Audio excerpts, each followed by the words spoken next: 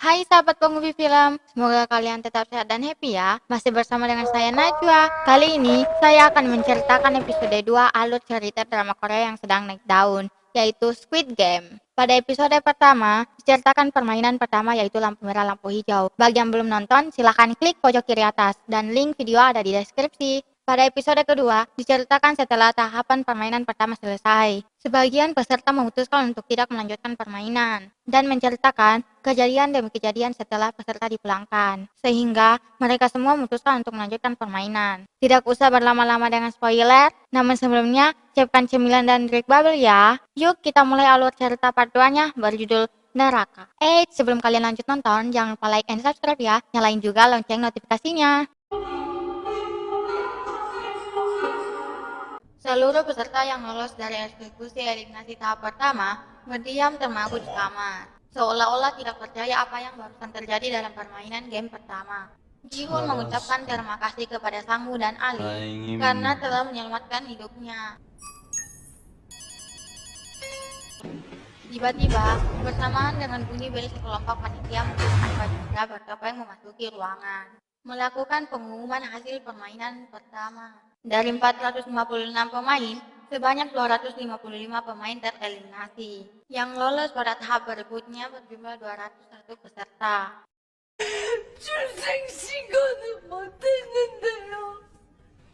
Banyak peserta menginginkan pulang ke rumah dan mundur dari permainan. Peserta protes karena banyak peserta yang terbunuh. Lalu, panitia membacakan pasal pernyataan bahwa peserta tidak diperbolehkan mengundur diri dari permainan. Lalu, suara tembakan ke atas oleh panitia yang menolak permainan akan dieliminasi. Namun, 동의를 하면 게임은 중단된. Sanggup menyampaikan bahwa pada pasal 3, jika mayoritas peserta setuju, maka permainan bisa dihentikan. 나 맞습니까? 공개하겠습니다. Maka dilakukan voting pemungutan suara. Namun sebelumnya diperlihatkan berapa jumlah uang yang bisa didapat dari permainan pertama. Dalam tahap pertama, uang yang bisa didapat adalah sekitar 25,5 miliar won. Jika terjadi kesepakatan peserta penghentian permainan, maka uang tersebut batal menjadi hadiah. Dilakukan voting terhadap peserta. Jihun, peserta pertama yang melakukan voting, memilih tidak akan melanjutkan permainan. Satu persatu peserta melakukan voting. Sangwoo memilih untuk melanjutkan permainan. Skor menjadi 51 melanjutkan dan 50 memilih tidak melanjutkan. Lalu, peserta protes kenapa masih ada peserta yang menginginkan melanjutkan permainan. Jawaban mereka, kehidupan di luar sana sama membahayakan bagi mereka. Mereka bisa dibunuh oleh para debt collector dan kehidupan di luar sana lebih menyiksa. Karena itulah, keputusan hidup yang mereka alami. 난 어차피 집. 표를 제기하겠습니다. Posisi voting 100 banding 100. Tinggal satu peserta yang belum melakukan voting, yaitu Pak Tua dengan nomor urut peserta 1.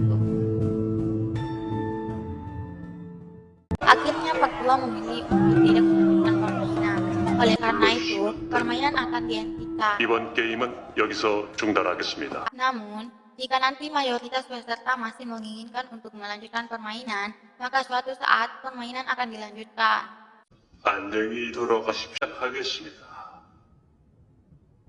Selanjutnya, seluruh peserta dikembalikan dengan mata tertutup dan tanpa pakaian luar, dan kaki tangan terikat.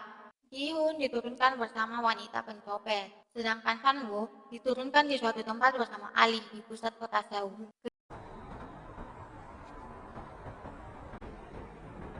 전화 한 번만 하고 싶어요. Ketika Sangwoo mengaktifkan ponselnya, banyak mailbox penagih hutang yang masuk. Karena Ali tidak memiliki uang untuk transport, Sangwoo pun memberi Ali selembar uang Amida. kertas untuk transport. 감사합니다.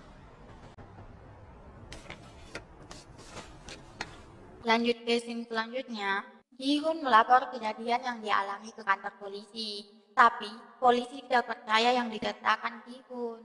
Jihun memberi nomor ponsel operator panitia kepada polisi, dan setelah dicek, ternyata yang mengangkat telepon adalah wanita. Jihun pun pulang ke rumah. Ketika Jihun mencari ibunya, dia bertemu dengan Sangwoo. Keduanya bercerita bahwa Giun tidak menyangka seorang Sang-woo yang jenisnya dan menjadi kebanggaan orang sekampung karena menjadi lulusan terbaik sebuah universitas terkemuka di Korea, hidup dalam kegagalan dan banyak memiliki hutang. Sang-woo memiliki hutang 6 miliar won dan menjadikan rumah dan toko ibunya menjadi jaminan hutang. Gi-hun menerima telepon dari rumah sakit. Ibunya sedang dirawat di rumah sakit karena penyakit diabetes dan kakinya harus diamputasi. Ibunya berusaha untuk meninggalkan rumah sakit karena khawatir tidak bisa membayar biaya pengobatan di rumah sakit. Sebelumnya, asuransi telah ditutup oleh 그거 Gi-hun. 벌써 해제가 다 그거하고 너 하루 병원 Ke scene selanjutnya, seorang pria, yaitu detektif Huang, merupakan seorang polisi sedang menyelidiki laporan orang hilang, melakukan penyelidikan ke tempat kos dan menemui pemilik kontrakan, mengamati di kamar dan menemukan tiket permainan. Di lain tempat, wanita pencopet sedang bersama adiknya di tempat bermain anak panti asuhan. Anak itu merasa dicampakkan oleh kakaknya. Lalu, kakaknya memeluk adiknya dan berjanji akan membawa adiknya berkumpul ke rumah kembali. Beralih ke kantor polisi, detektif Huang meminta nomor telepon dan alamat Gi-hun kepada petugas polisi yang berjaga ketika Gi-hun melapor kemarin. Sementara itu, Ali menuju ke tempat kerjanya. Di pabrik menagih sisa gaji selama bekerja yang belum terbayarkan. Gaji Ali sudah 6 bulan tidak dibayar dengan alasan perusahaan sedang merugi. Ali pun memaksa meminta uang gajinya, namun Ali ditampar dan berusaha dihajar oleh bosnya. Dengan tidak sengaja, Ali mendorong bosnya, sehingga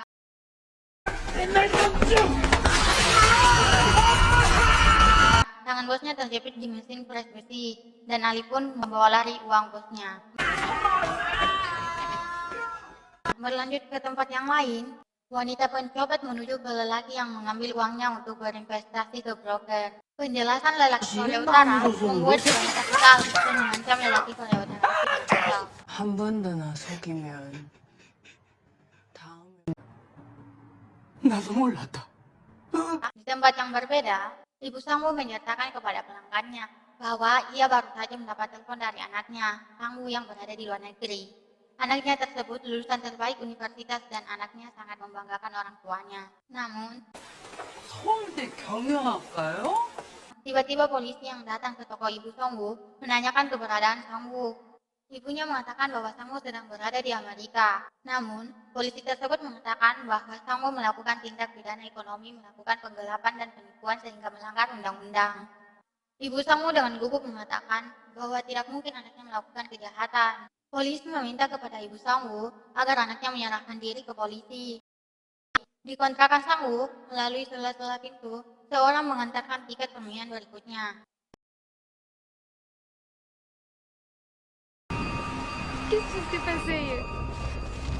Ali menyerahkan uang kepada istrinya dan meminta istrinya untuk meninggalkan Korea dan kembali ke negara dengan membawa anaknya yang masih kecil.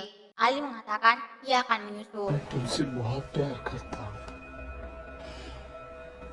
Ketika Gi-hun sedang beristirahat di depan toko swalayan, Gi-hun bertemu lelaki tua dengan nomor peserta 1, kebetulan sedang berbelanja di toko swalayan tersebut. Lelaki tua tersebut mengatakan ia memutuskan untuk kembali ke permainan. Lagi pula, karena penyakitnya, hidupnya tak akan lama lagi dan kehidupan di sini sangat menyiksa. Lelaki tua tersebut yakin bahwa dia akan memenangkan permainan. Buktinya, pada permainan pertama, dia lebih dahulu mencapai finish dibanding Gi-hun. Bos preman juga berencana untuk melanjutkan permainan. Namun, tujuan bos preman berbeda dengan yang lainnya. Ia berencana untuk merampok dan membokol berangkas dan celengan yang berada di area permainan. Tidak disangka, bos preman sedang dijebak oleh anak buahnya untuk dijual organ tubuhnya. Bos preman itu pun membunuh anak buahnya. Lalu,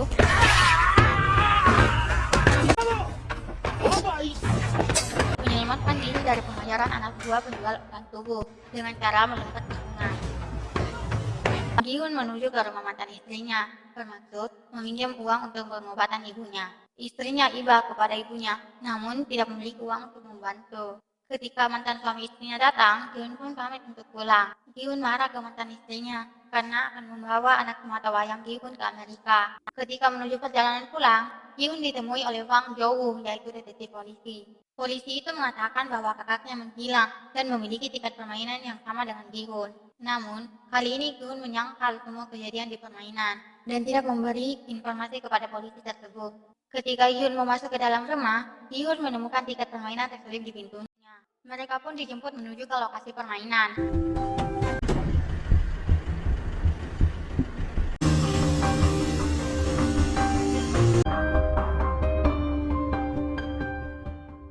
Mobil tersebut diikuti oleh polisi detektif. Lanjut ke episode 3, jangan lupa like, komen, share, dan subscribe.